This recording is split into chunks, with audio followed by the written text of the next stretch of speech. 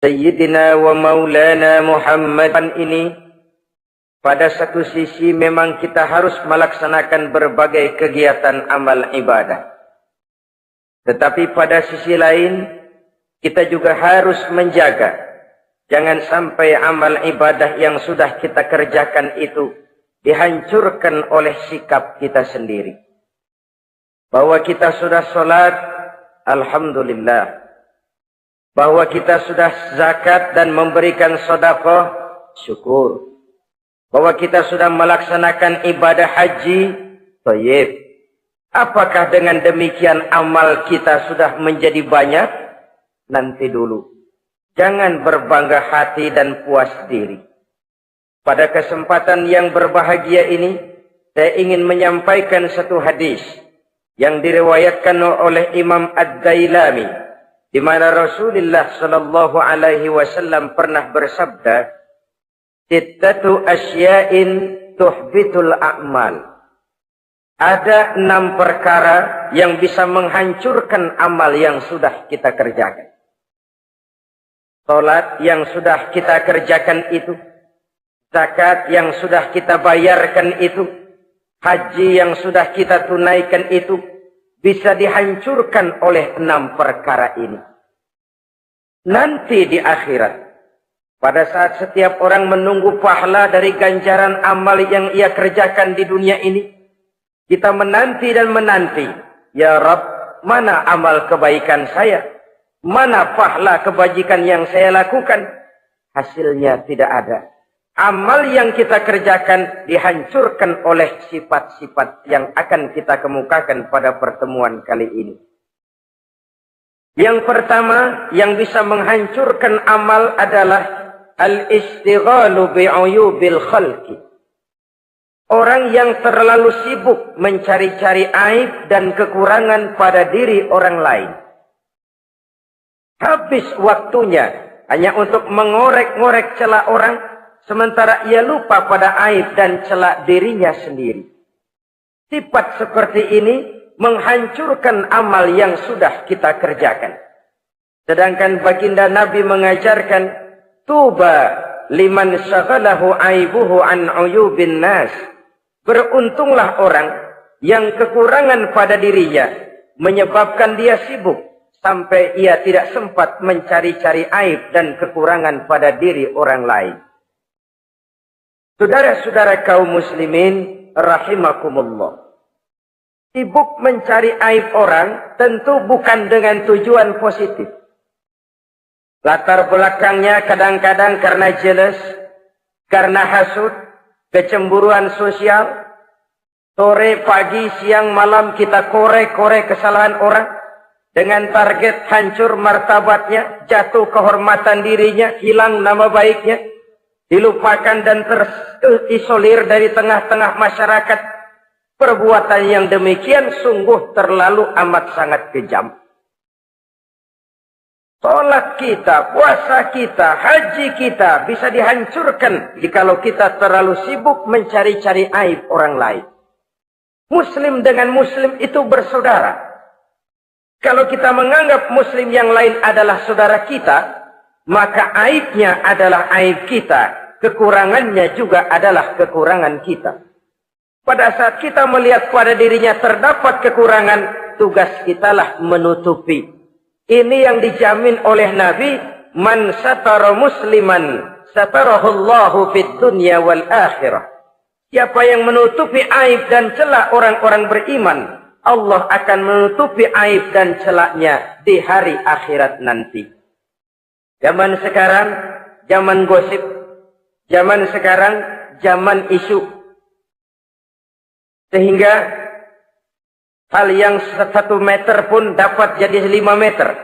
Yang 5 meter dapat saja menjadi 10 meter. Kita sibuk membumbui hal-hal yang kita tidak tahu duduk perkara yang sebenarnya. Bahkan lebih celaka, kadang-kadang kita malah sok tahu. Memberikan vonis dari sudut pandang kita sendiri. Adalah tidak bijaksana jika kita mengukur baju orang lain dengan badan sendiri. Baju orang lain kita ukur pakai badan kita. Tentu saja enggak pas. Begitulah. terlalu sibuk mencari-cari aib orang lain, menghancurkan amal ibadah yang sudah kita kerjakan. Na'udzubillah, summa na'udzubillah. Kadang-kadang hadir majelis taklim di pengajian, ngaji setengah jam, ngomongin orang 2 jam setengah. Tekor, defisit, belum bergeser dari majelis taklim. Ini kan penyakit rohani, di mana kedudukan kita antara sesama muslim bagaikan satu tubuh. Kalau yang satu sakit, yang lain ikut merasakan sakit. Yang satu terhina, yang lain ikut merasakan terhina. Jadi pada saat kita melihat aib orang lain, kita ceritakan di mana-mana, kita bongkar di mana-mana, tentu satu hal yang jelas, kita tidak senang kepada orang itu. Kita tidak senang kepada orang itu.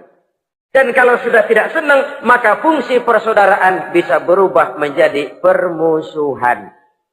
Oleh sebab itu, kalau ada 2 orang berselisih, boleh kita bohong untuk mendamaikan 2 orang tadi. Misalnya si A sama si B berantem nih, jengkel, marah-marahan. Saudara datang ke rumah si A. A, saya dengar kamu lagi marahan sama B. Iya itu si B, kurang ajar. Bangsat, bajingan, tengik. Pokoknya kalau ketemu, awas. Ah, saya kira sih nggak begitu. A, tadi saya ketemu B, dia bilang malah kangen sama sampean. Dia pengen ketemu. Ingat masa lalu zaman sebantal berdua, sebatang rokok berdua. Dia kangen pengen ketemu. Padahal si B nggak ngomong apa-apa sama saya. Saya olah sedemikian rupa sampai si A tenang. A tenang, saya datang ke rumah B. B, katanya kamu lagi marahan sama si A. Iya tuh A, kunyuk monyet. Udahlah, pokoknya kalau ketemu dia saya hantam habis. Ah, barusan saya ketemu si A, dia bilang pengen ketemu ente. Pengen ngobrol kayak dulu, mengembalikan keharmonisan yang hilang, mengembalikan kehangatan persaudaraan yang lenyap. Si A tenang, si B adem. Kenapa? Karena bohong saya. Kesana saya ademin, kesini saya ademin. Jenis bohong seperti ini berpahala. Kenapa? Tujuannya mendamaikan orang yang sedang berselisih. Tapi kan orang bermental seperti ini jarang. Yang banyak kan tukang kompor sekarang. Taruh angetin sini, angetin, murub deh. Datang sama A, lu marahan sama B. Iya, gue kesel banget sama B. Emang? Wow. Diemang-emangin. Oh, udah dah, pokoknya gue mah kalau jadi elu takut sama si B, gue buka celana, gue pakai rok deh. Si A panas. A panas, datang ke rumah B. Komporin lagi. Dua-duanya panas, koslet, terjadi perkelahian. Biang iblisnya tukang kompornya. Sampai untuk mendamaikan 2 orang yang berselisih, diizinkan berdusta. Kenapa? Prinsip Islam itu Islam. Mencari jalan damai, bukan mengeruhkan suasana. Inilah realitas di tengah-tengah masyarakat. Enakan ngomporin daripada nyiramin. Enakan manasin daripada mendamaikan 2 orang yang sedang berselisih. Apalagi kalau kita punya kepentingan. Main nimbrung aja kayak toge. Kagak ngerti urusan. Nyampur aja nyampur. Toge kan begitu. Toge ada laksa nimbrung. Ada gado-gado ngikut. Ada kredok masuk. Kagak ngerti juntrungan masalah. Main nyampur aja nyampur.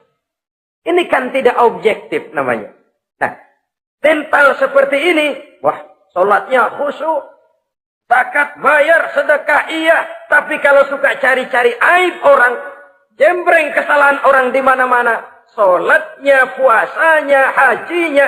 Bisa dihancurkan oleh mental yang seperti ini. Jangan bangga-bangga. Sholat saya sudah banyak. Puasa saya hebat, mantap. Haji saya tiap tahun mondar-mandir ke Mekah. Tapi kalau mental seperti ini masih ada. Waspadalah. Amal yang kita kerjakan bisa hancur oleh mental, sikap mental kita sendiri. Ini yang pertama. Yang bisa menghancurkan amal, terlalu sibuk mencari-cari aib orang lain. 1. Yang kedua, saudara-saudara, wa qaswatul qalbi. Orang yang hatinya keras, tidak mempan diberikan nasihat. Baik nasihat yang datang dari luar dirinya, ataupun nasihat yang datang dari dalam dirinya. Hatinya keras. Dikasih muka tembok, kulit badak, kuping kebo. Makhluk apa namanya itu? Wallahu a'lam. Rai gedek. Pantas ya kalau kita lihat sejarah, Islam itu turun di semenanjung Arabia. Sebagai test case. Masyarakat Arab 14 abad yang lalu dikenal keras, kasar, brutal, primitif. Dari berbagai aspek kehidupan. Standar, kalau di tengah masyarakat yang begitu keras Islam berhasil, masyarakat lain lebih mudah masuk. Rasulullah diutus di Cianjur, lalu dakwahnya sukses, saya nggak kagum.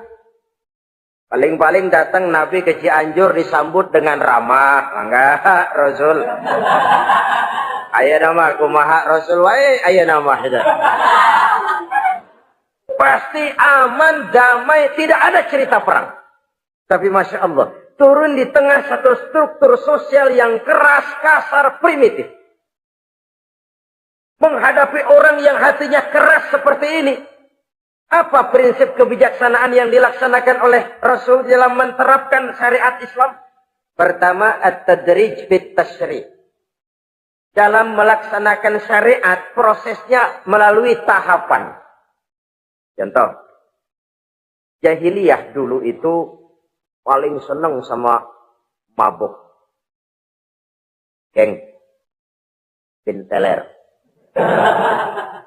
Oh, jahiliyah itu kalau sudah mabuk nggak cuma minum, mandi pakai arak. Subhanallah, mandi pakai arak. Menghadapi masyarakat yang seperti ini, apa strategi syariat Islam? Mula-mula ayat yang turun, yas'alunaka 'anil khamri wal maisir qul fihima ismun kabirun wa manafi'un linnas. Mereka bertanya kepada Muhammad tentang arak. Katakan, arak itu ada manfaatnya, tapi juga ada bahayanya.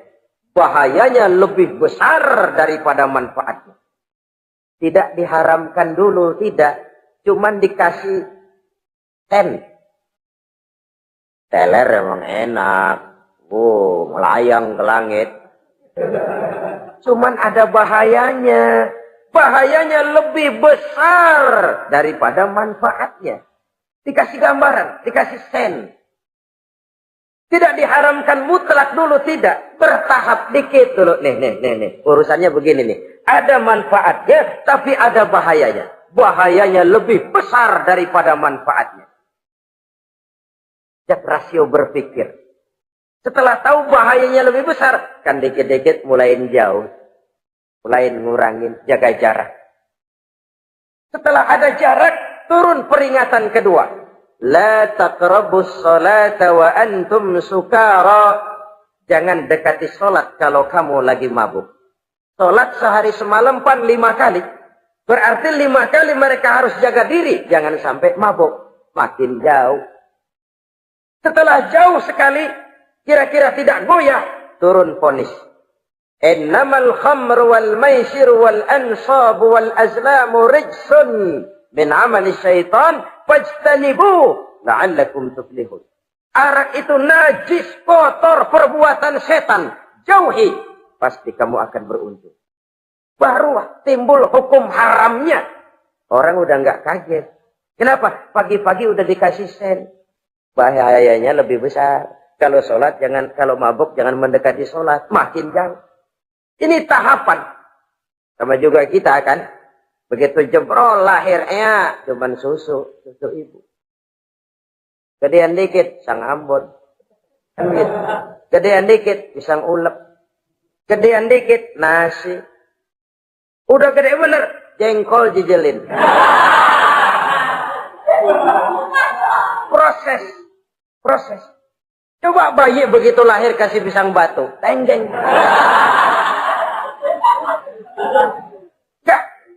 Gak kuat menerima. Belum waktunya. Ini proses yang dilaksanakan oleh strategi syariat Islam untuk mengobati penyakit qaswatul qalbi ini. Keras hati. Syariatnya bertahap. Tidak drastis.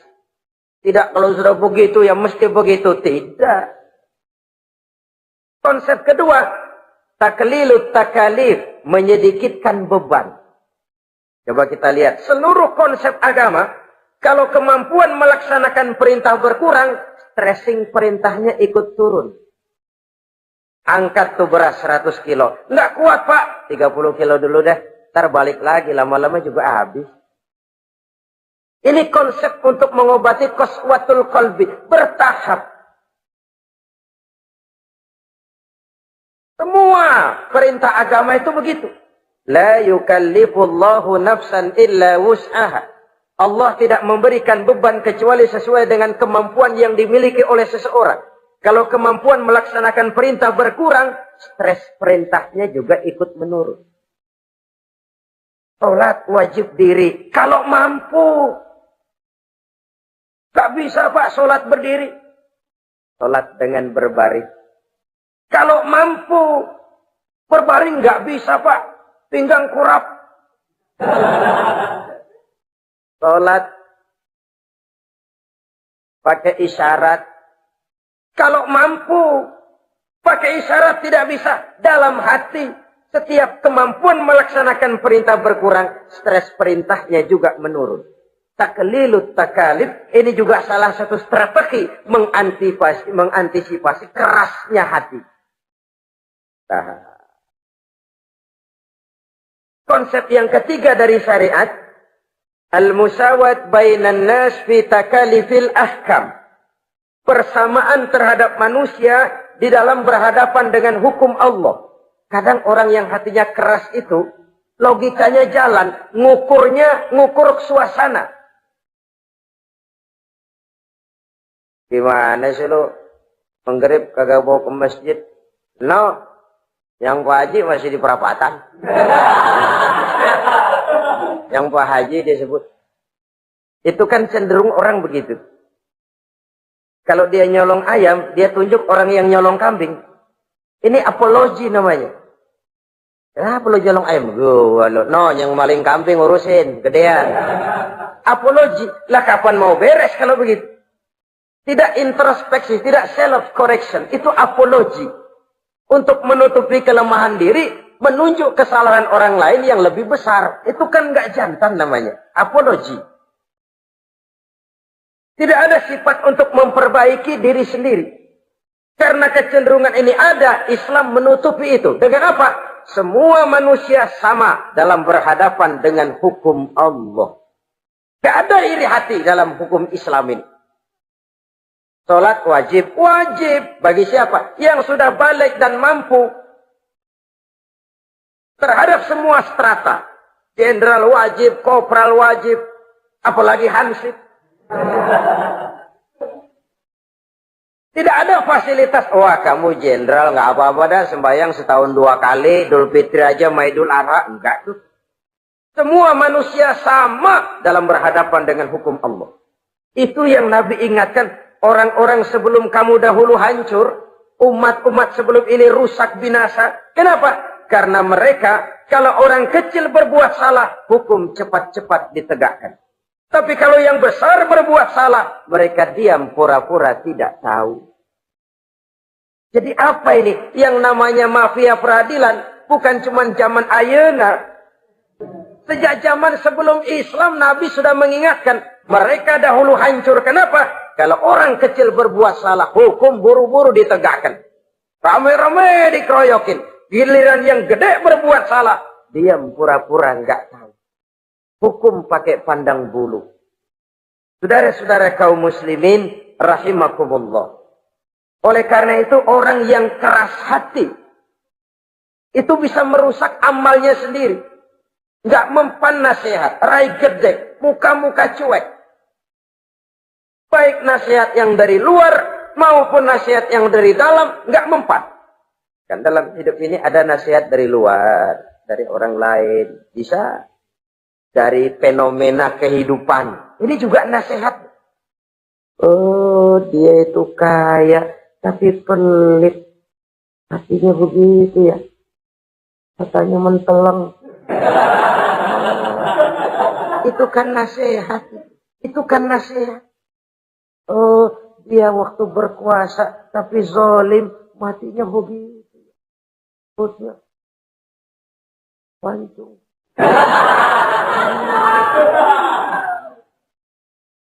Fenomena kehidupan yang kita lihat, yang kita dengar, yang kita saksikan, itu semuanya bisa nasihat. Unzuru kaifa kana akibatul mukadzibin. Lihat kehidupan ini. Dunia ini kan sebuah sekolahan besar. Semua yang kita lihat, kita saksikan, kita pelajari, bisa jadi contoh buat kita. Orang yang bijak, yang bisa mengambil hikmah dari manapun datangnya. Baik dari yang baik, maupun dari yang tidak baik. Saudara-saudara kaum muslimin, rahimakumullah. Nasihat yang datang dari luar. Dari orang atau dari fenomena kehidupan. Atau nasihat yang tumbuh dari dalam diri sendiri. Perubahan organisme tubuh. Itu kan nasihat. Ya Allah. Sekarang cantik jelita. Iya, sedang sweet 17-an. Rambutnya hitam, ikal berderai. Iya, semua memuji. Alisnya katanya laksana semut beriring. Dagunya bak pauh dilayang. Kalau dia senyum, semua orang terpesona. Sekarang 50 tahun yang akan datang, coba senyum, kabur orang. Fenomena kehidupan. Apa yang tidak berakhir? Kenapa harus keras hati? Kita kata kita berkuasa, berapa hari kita punya jabatan? Kita kata kita kaya, berapa banyak harta kita? Kita kata kita alim, kita tahu. Apa yang kita tahu dari semesta jagat raya ini? Lalu apa yang tidak berakhir? Korun yang katanya kaya, mati itu. Fir'aun yang katanya gagah, mati. Napoleon Bonaparte, the Lion of Europe, singa daratan Eropa, mati. Saking matinya, mati.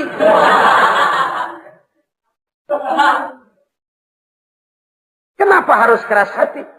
Kenapa tidak melihat perubahan fenomena alam sekitar ini? Apa yang tidak berakhir? Apa yang tidak selesai? Lalu apa yang mau kita sombongkan? Kenapa kita harus keras hati? Tiga pantas dalam hadis kursi Allah menyatakan al-kibriya'u libasi. Sombong itu pakaianku. Manusia enggak pantas pakai pakaianku. Kegedean. Pakaian Allah mau dipakai. Kalau Allah sombong, udah pantas aja udah. Kenapa? Kagak ada Tuhan lain selain dia. Udah pantas dia nyombong. Kita nyombong apaan?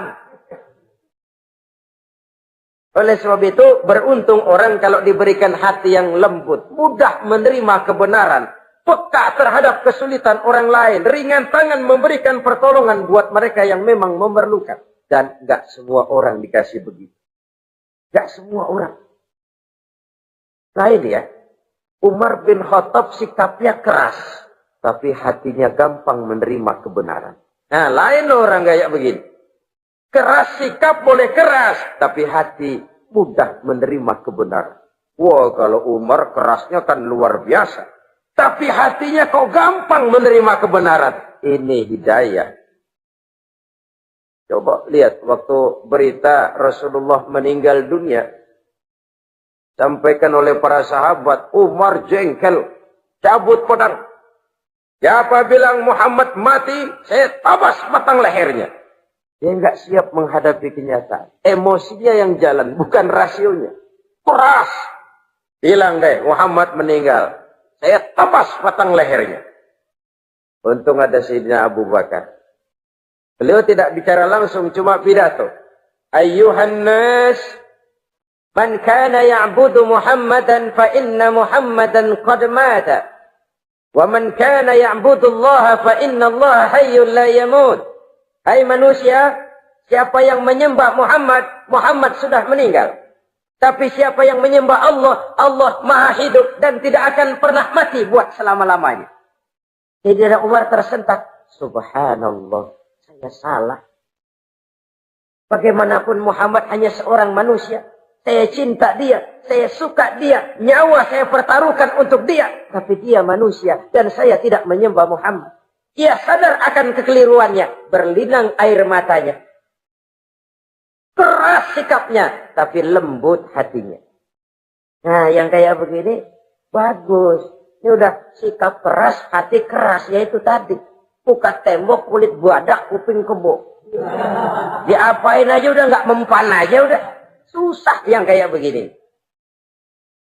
Saudara-saudara, ma'asyiral muslimin rahimakumullah. Jadi yang kedua yang bisa menghancurkan amal kita, orang yang hatinya keras. Wah. Yang ketiga sekarang, yang bisa menghancurkan amal kita itu wa hubbud dunya. Orang yang terlalu cinta kepada dunia. Nih, pakai kalimat terlalu ya. Kalau sekadar cinta kepada dunia, why not? Kita cinta anak dan istri, wajar. Kita cinta harta benda, tentu. Kita cinta sanak famili dan seluruh handai tolan, memang. Kita juga cinta kepada bangsa dan tanah air. Itu bagian dari iman, persilahkan. Yang tidak boleh itu kalau sudah pakai kalimat terlalu. Terlalu. Sebab kalau sudah terlalu, itu sudah di luar kontrol. Orang lalu menghalalkan segala cara. Terlalu cinta kepada jabatan. Akhirnya bergeser. Sholat menghadap Allah. Dengar mau pindah jabatan ke tempat kering, gerasak gerusuk nyari dukun. Ini kan namanya iya kana budu wa dukun nasta'in. Nggak bisa wong itu satu paket.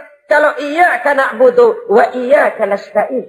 Kalau hanya kepadamu ya Allah kami menyembah, hanya kepadamu kami minta tolong. Ini paket, jangan dipisah-pisah.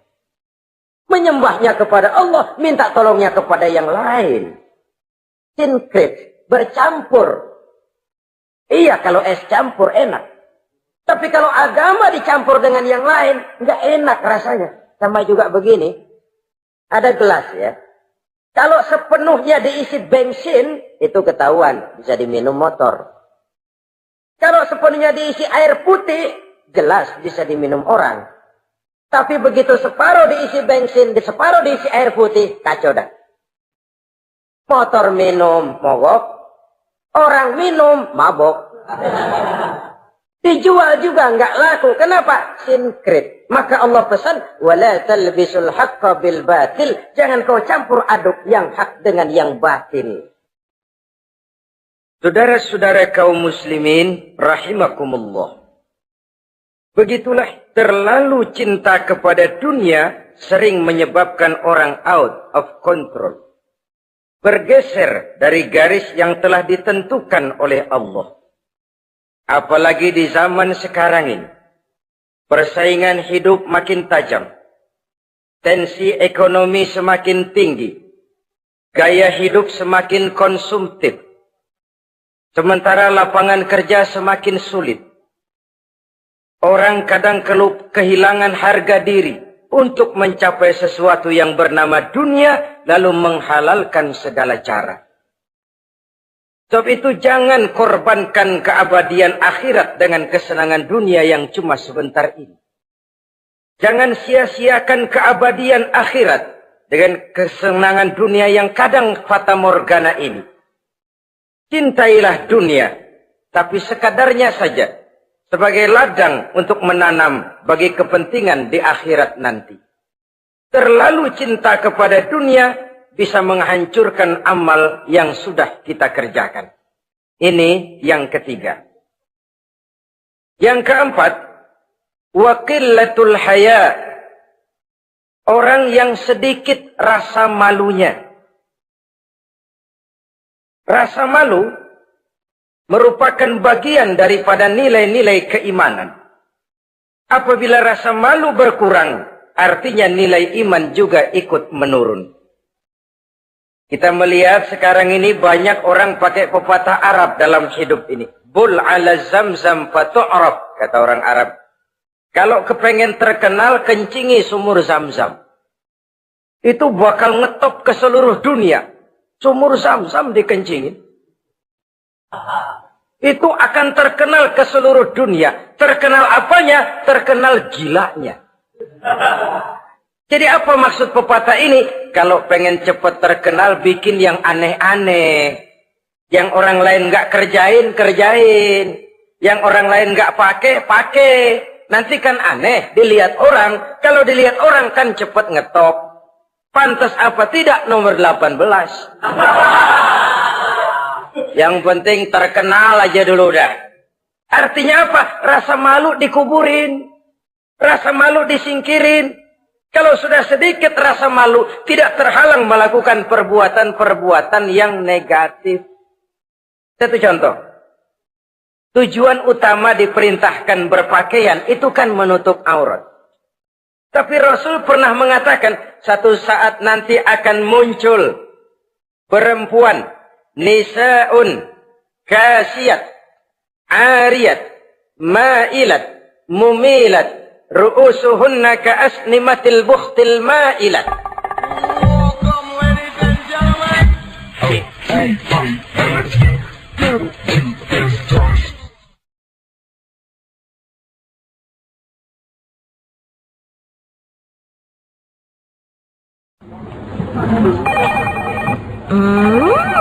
What is it? Oh, a new chocolate product by the Integral CJ's Management. What chocolate?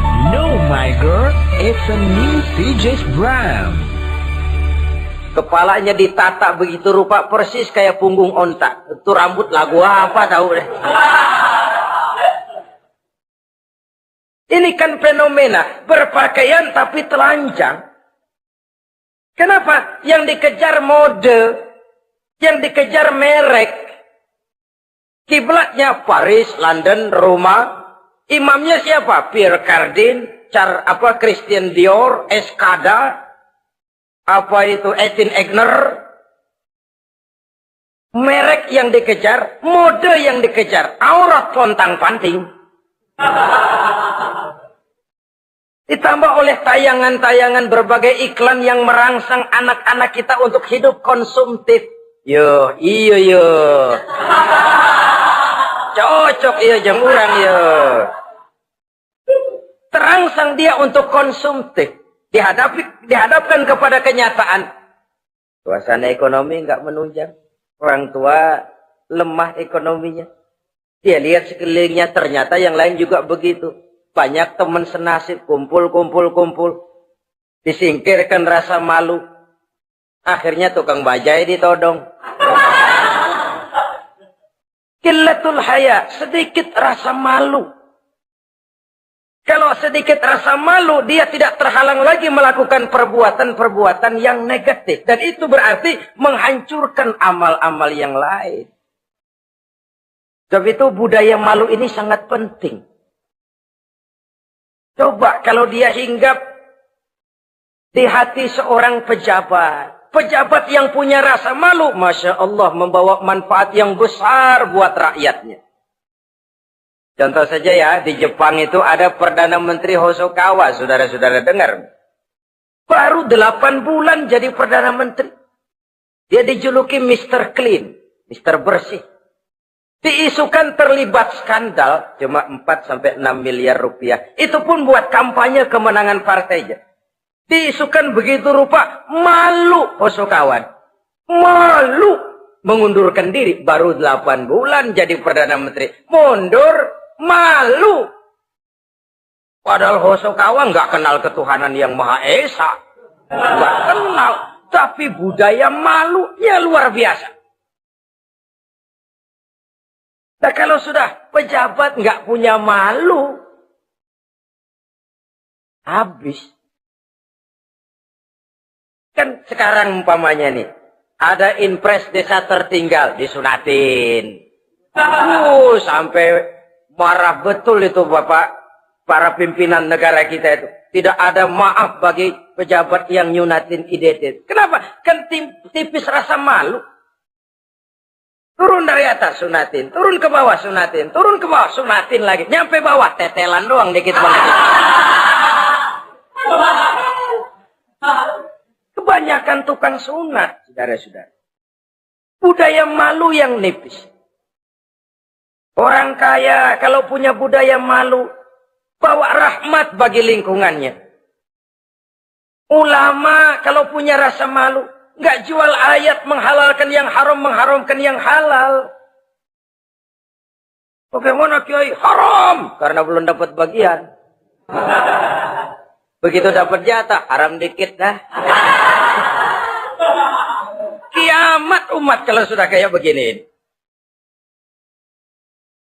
Budaya malu di segala strata sekarang ini menipis. Dan itu tentu berangkat dari kualitas keimanan. Ini yang perlu dipompa ke permukaan.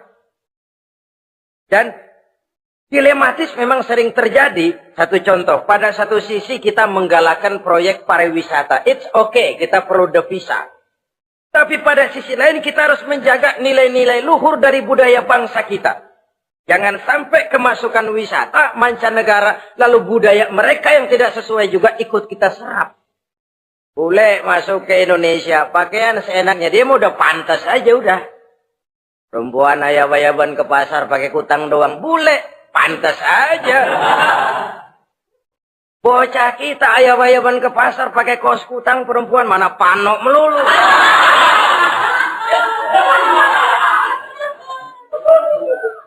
Menipisnya budaya malu. Ada standar. Bahwa mode, hal kedua. Merek apalagi. Yang pertama itu menutup aurat. Dari sisi berpakaian saja. Kalau anak-anak kita diracuni oleh yang namanya mode, diracuni oleh yang namanya merek, dia akan terbuai hidup dalam alam kepalsuan. Sekarang ini hidung pesek bisa dibikin mancung. Kulit keriput jadi kencang. Operasi plastik. Pada sisi lain pengaruh duit juga luar biasa. Ya aki-aki keriput kalau habis gusuran kencang lagi. Pasaran keras lagi. Oleh sebab itu budaya malu ini perlu kita kembangkan. Supaya di semua strata sosial memiliki budaya yang namanya malu. Sederhana memang, tapi tidak semudah mengucapkannya. Sampai-sampai dijadikan taruhan, al-haya'u minal iman. Rasa malu itu bagian daripada iman. Dan malu yang tertinggi, kalau sudah punya malu kepada Allah, itu puncak. Puncaknya di situ. Kalau cuma malu sama mertua, ngaling aja dikit, dia kagak tahu. Kalau cuma malu kepada petugas keamanan, terlalu banyak tempat yang mereka nggak lihat. Tapi kalau sudah budaya malu kepada Allah, tidak sejengkal tanah pun terhalang dari pengetahuan Allah. Ini nantinya juga punya pengaruh sosial. Sosial kontrol sekarang juga sudah renggang. Dulu kalau ada hal yang dianggap aib, satu kampung tahu. Malunya selebar awak. Sekarang budaya hidup sudah individualis. Tetangga mau apa kayak cuek aja udah. Akhirnya orang anteng lah. Nggak apa-apa ini dah tenang aja dah. Besok begitu aja lagi. Sosial kontrol juga sudah agak renggang sekarang ini. Kalau dulu orang punya rasa sosial kontrol yang begitu dekat. Oleh sebab itu, budaya malu merupakan bagian daripada iman. Orang yang sedikit rasa malunya bisa lepas kontrol. Kalau dia sudah lepas kontrol, dia bisa melakukan hal-hal yang merusak amal perbuatannya sendiri. Oleh karena itu, pada pertemuan kali ini, saya juga mengajak, mari kita tumbuh kembangkan budaya malu ini. Saudara-saudara kaum muslimin, rahimakumullah. Yang kelima, yang bisa menghancurkan amal kita, watulul amal. Orang yang terlalu panjang angan-angannya. Hidup dalam bayangan. Kakinya tercabut dari alam realitas. Mengharap burung terbang tinggi, tapi punai di tangan cepat-cepat dilepas. Akhirnya burung di tangan terlepas, punai juga tidak datang. Terlalu panjang angan-angan. Hidup cuma nunggu keajaiban. Yang diwiridin jikalau. Orang sudah kemana-mana, dia masih anteng. Jikalau, andai kata, umpama misalnya. Islam bukan agama orang pemalas yang selesai sholat lalu berpangku tangan. Ada orang yang cuma sujud saja rezekinya mengalir. Ada orang yang cuma munajat di keheningan malam. Rezekinya mengucur. Ada. Tapi kan bukan kelas kita. Itu kelas antara dia dengan Allah, tidak ada jarak lagi. Orang-orang yang batinnya bersih. Doanya didengar. Permohonannya dikabulkan. Permintaannya cash. Kalau kita bisa bayang cuma nadah doang, nggak mau usaha, paling banter orang undang tahlil kita.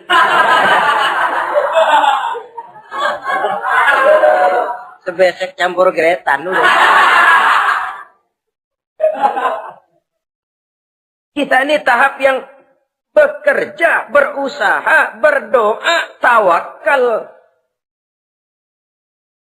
Pernah dalam satu sholat Jumat Rasulullah di masjid, ada seorang sahabat Baduy datang dari pedalaman mau sholat Jumat, turun dari onta cepat-cepat masuk ke masjid. Ditegur oleh Rasul, ontamu sudah kamu ikat? Belum ya Rasul. Kenapa? Saya tawakal kepada Allah. Marah Rasul. Keluar, ikat ontamu, masuk lagi ke masjid, baru tawakal. Sederhana sekali, tapi inilah gambaran kehidupan. Ikat ontamu baik-baik, baru tawakal. Kalau nggak diikat, udah tawakal, terus hilang, tawakalnya salah. Sudah diikat rapi-rapi, masih hilang juga. Nah, tawakalnya benar. Sudah usaha, sudah ikhtiar. Toh hilang juga.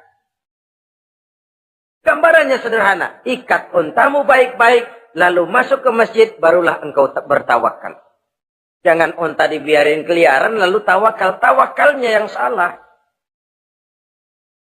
Saudara kaum muslimin rahimakumullah. Islam mengajarkan keseimbangan. Kita wajib berusaha, tapi tidak wajib untuk berhasil. Hasil itu hak prerogatifnya Allah. Berusahalah sebagaimana harusnya di satu sisi, tapi minta tolonglah kepada Allah di sisi lain. Ada keseimbangan. Orang yang terlalu panjang angan-angannya biasanya malas bekerja. Terangsang ngejar kerjaan yang gede, yang kecil kagak dikerjain. Akhirnya yang kecil lewat, yang gede kagak datang. Padahal rezeki itu kan yang penting mudawamahnya ya, rutinnya. Biar banyak tapi begitu sekali datang banyak, begitu stok 10 tahun kagak datang terus. Sengsara juga. Yang penting mudawamah, continue-nya itu.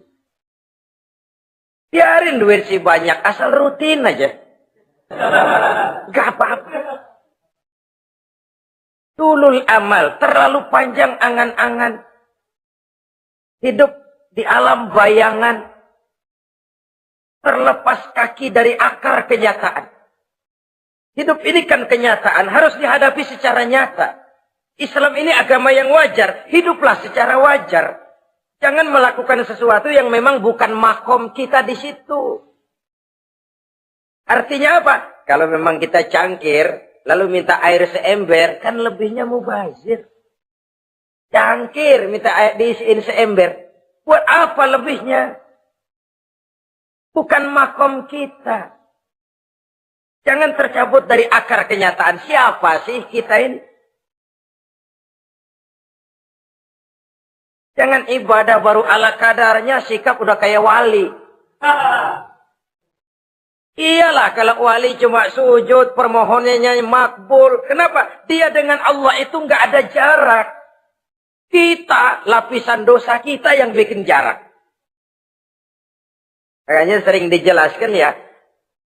Kalau ada hadis, siapa yang baca Bismillahirrahmanirrahim, dia lewat di atas air, beku itu air, dia bisa jalan di atas air. Bismillah saja bisa jalan di air. Tapi kan soalnya kemudian, bismillahnya orang yang bagaimana? Model kita, maaf lah, 1000 kali baca bismillah, lewat di empang, tenggelam kita. Bukan bismillahnya yang lain. Yang baca mentalnya, pribadinya yang lain. Makom kita belum di situ. Kalau memang makom kita masih harus berusaha. Bahwa nanti Allah berikan rizki lewat jalan yang tidak kita sangka-sangka. Itu sih urusan Allah. Itu sih haknya Allah. Tapi urusan kita harus berusaha sebagaimana harusnya kita berusaha. Ya, emang jodoh dari Tuhan, apanya pakai nyari, nanti juga aja datang cuma nenek-nenek kali.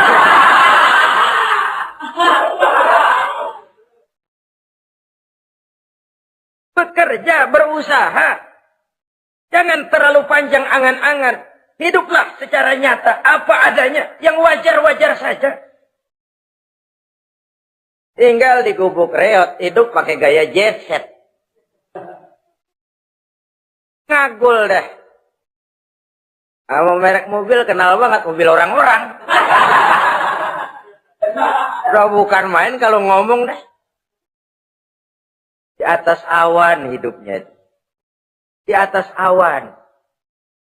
Ngomong kagak ada yang kecil. Gak pakai juta udah. Miliar. Triliun. Ngerokok tetap aja ngombe.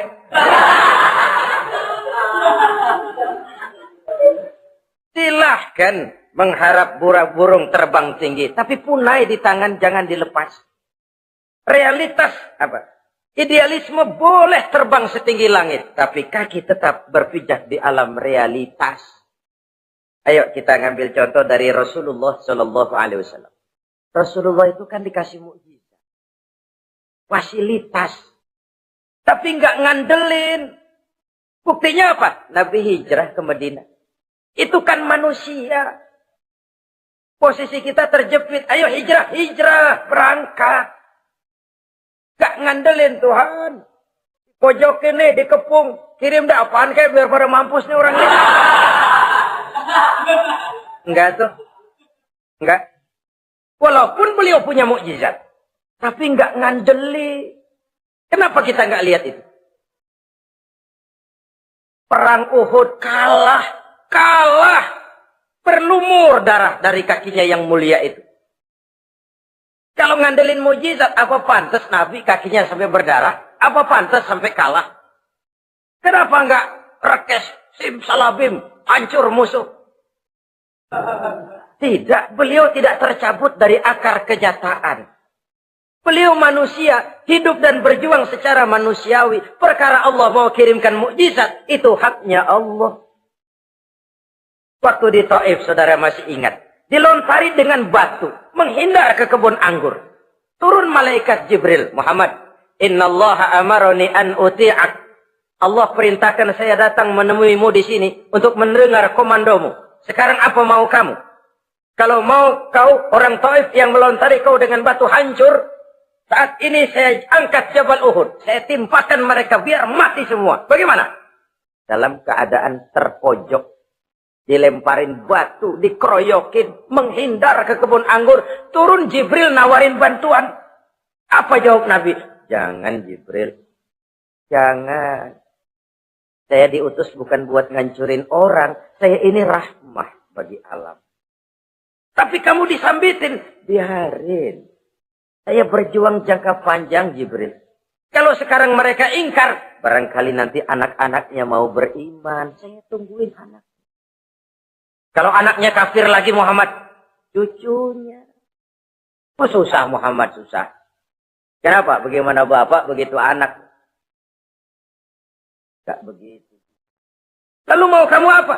Saya mendoakan mereka. Allahumma hdi qaumi fa innahum la ya'lamun. Ya Allah, berikan hidayah kepada mereka yang nyambitin saya. Karena mereka enggak tahu. Disambitin, berdarah, yang nyambitin didoakan. Pada satu sisi ini menunjukkan tingginya akhlak Nabi.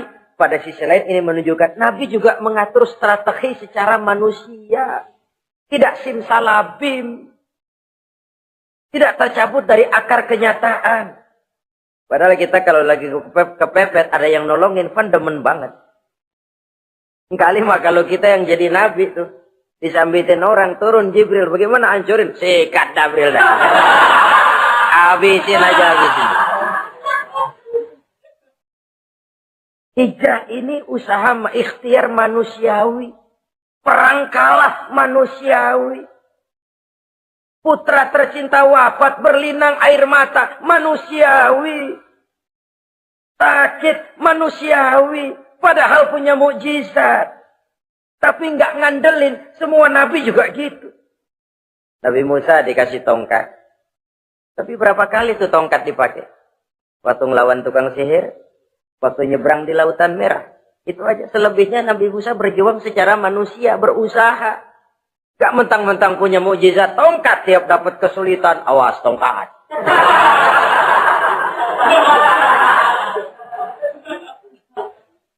Utuh manusiawi. Nah, ini Rasul. Kenapa kita nggak lihat itu? Kenapa kita lalu tercabut dari akar kenyataan dan hidup dalam khayalan? Sampai di satu anekdot yang menyentuh. Sekarang ini akibat tayangan-tayangan televisi begitu rupa. Ada seorang bapak ditanya sama anaknya. Pak, Tuhan sama Batman kuatan mana sih?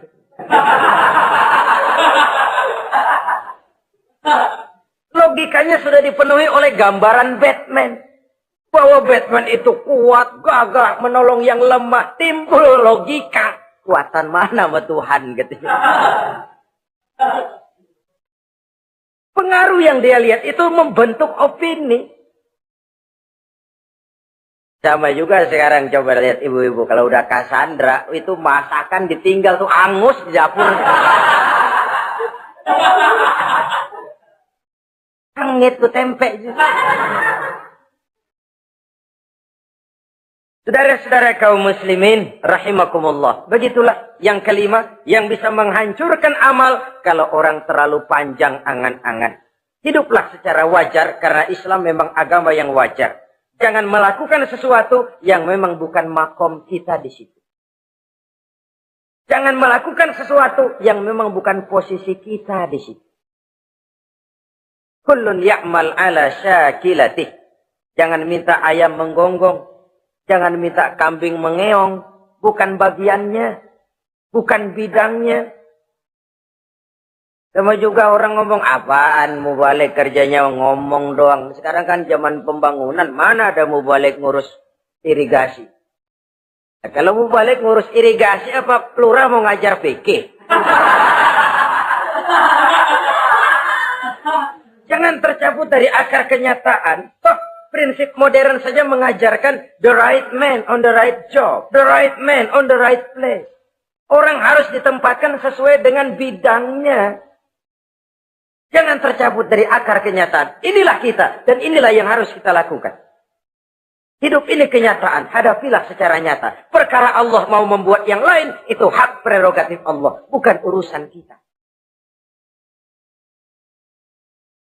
Yang terakhir saudara, yang keenam yang bisa menghancurkan amal kita, wa zalimun la yantahi. Perbuatan zalim yang tidak sanggup dihentikan. Zalim kepada Allah, zalim kepada makhluk, atau zalim kepada diri sendiri. Ada orang zalim kepada Allah. Begini banyak nikmat yang diberikan Allah, nggak sanggup dah kita ngitungnya. Dari bangun tidur sampai tidur lagi nikmat nggak pernah berhenti itu. Bahkan kita tidur sendiri. Sadar nggak kita waktu tidur nggak berdaya? Coba ketika kita ngorok pulas, andai kata kecoa 16 masuk ke kuping kita. Siapa yang mau jagain? Siapa yang mau jagain? Nikmat. Belum pernah nikmat Allah berhenti.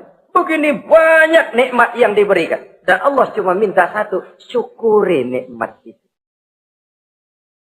Kalau kamu syukuri, aku tambah. Kalau kamu ingkar, asal tahu saja azabku itu pedih, kata Allah. Orang yang zalim kepada Allah, orang yang tiap hari memakan nikmat Allah, tapi enggak pernah mensyukurinya. akaltum ni'mata rabbikum walam tashkurulah. Kamu makan nikmat Tuhanmu, tapi enggak pernah kamu bersyukur kepadanya. Itu zalim kepada Allah. Pak, dalam hidup ini kan kita dikasih waktu 24 jam sehari semalam. Sehari semalam, 24 jam. 24 jam itu Allah kan enggak minta semua. 5 waktu saja kau lapor kepada aku. Sholat. Sholat kalau bagus, 10 menit kan. Aroda tuh sholat bagus. Kilat, 5 menit dah. Kilat khusus, 2 menit. Cepat dia, nggak pakai perangko. Taruhlah yang menengah kita ambil 5 menit. Kalau 5 waktu, 5 kali 25, 5 kali 5 berarti 25 menit untuk lapor. Hai manusia, aku kasih kau hidup 24 jam. 25 menit kau lapor. Banyak yang berat. Padahal sisanya masih 23 jam 35 menit. Buah gambaran ini. Zalim kepada Allah. Padahal zalim kepada Allah yang rugi bukan Allah. Se-ASEAN tidak ada yang sujud. Apa Allah tekor? Apa Allah lalu berhenti jadi Tuhan? Apa Allah lalu jadi lemah? Tidak. Zalim kepada Allah artinya juga zalim kepada diri sendiri. Lalu zalim kepada sesama makhluk. Kadang tidak kita sengaja. Karena itu dalam Islam tidak ada kebebasan mandiri. Ya contohnya ya. Kita beli radio.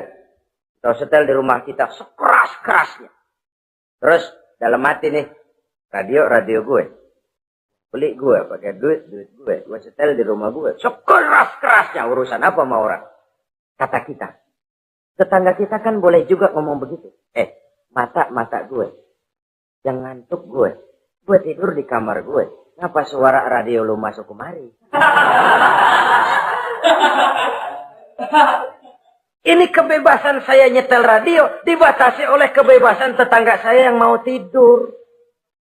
Kalau saya perturutkan nafsu saya sudah zalim kepada dia. Zalim kepada orang lain. Dan yang banyak tidak kita sadari, zalim kepada diri sendiri. Membiarkan diri hanyut dalam munkarat dan tanpa ada usaha untuk menghentikannya. Tidak ada orang yang bisa mencelakakan diri kita terus-menerus kalau bukan diri kita sendiri. Tidak ada yang bisa menyelamatkan diri kita kalau bukan kemauan kita yang tinggi untuk menyelamatkannya. Allah sudah ciptakan kita dalam bentuk yang paling mulia. Fi ahsani taqwim. Dari sekian banyak makhluk yang diciptakan Allah, tidak ada yang sekomplit, seindah, secantik manusia. Ini harus dijaga. Jangan posisi yang sudah tinggi ini kita rendahkan sendiri. Fi ahsani taqwim posisi kita. Tapi kita rendahkan, kita kembali asfala safilin. Posisi yang paling rendah, kita zalimi diri kita sendiri.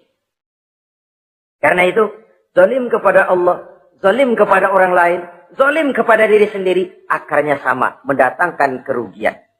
Dan bisa merusak amal yang sudah kita kerjakan. Oleh karena itu, mari sama-sama kita berusaha. Pada satu sisi kita melaksanakan amal ibadah sebagaimana yang seharusnya, tapi pada sisi lain kita menjaga nilai-nilai ibadah. Jangan sampai hancur oleh perbuatan kita sendiri. Sekianlah jumpa kita kali ini. Insya Allah kita lanjutkan di lain kesempatan. Terima kasih atas segala perhatian. Mohon maaf atas segala kekurangan. Usikum wa nafsi bitaqwallah. Wassalamualaikum warahmatullahi wabarakatuh.